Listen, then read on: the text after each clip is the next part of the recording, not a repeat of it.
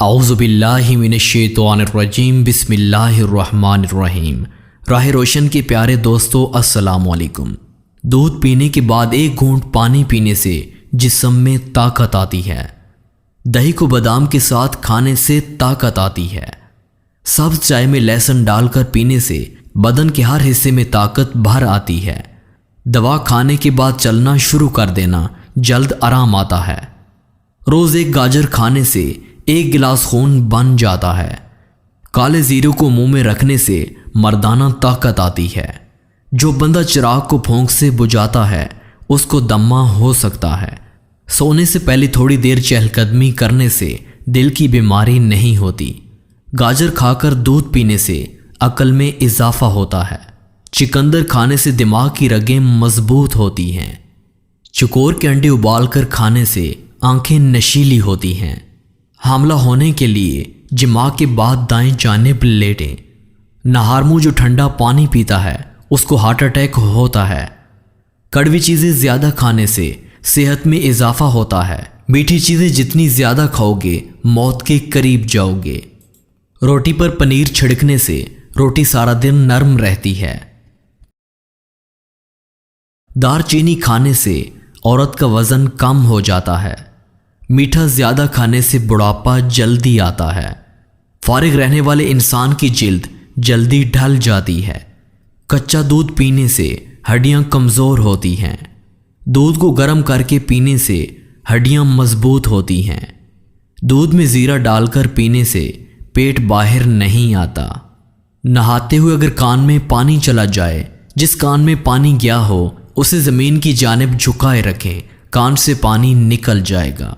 हाथ पांव का सुन होना, रोज़ाना आधे लीमू का रस और एक चम्मच शहद में रोज़ाना आधे लीमू का रस और एक चम्मच शहद एक गिलास पानी में मिलाकर कम से कम 40 दिन पिए, इंशाल्लाह अफाका होगा।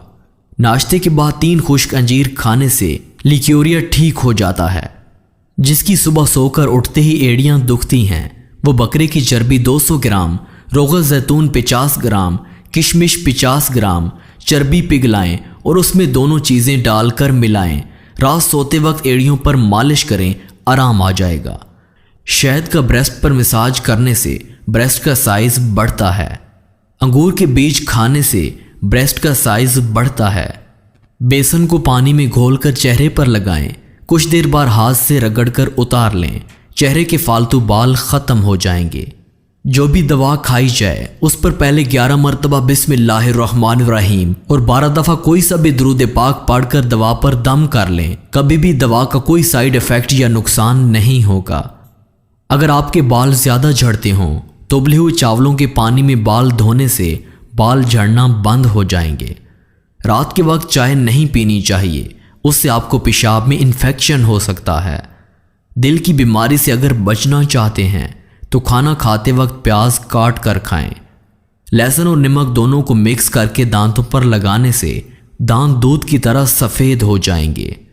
जो शख्स बहुत ज़्यादा कमज़ोर हो जाए उसको गोश्त दूध में पकाकर खिलाया करो, उससे बहुत ताकत बढ़ती है।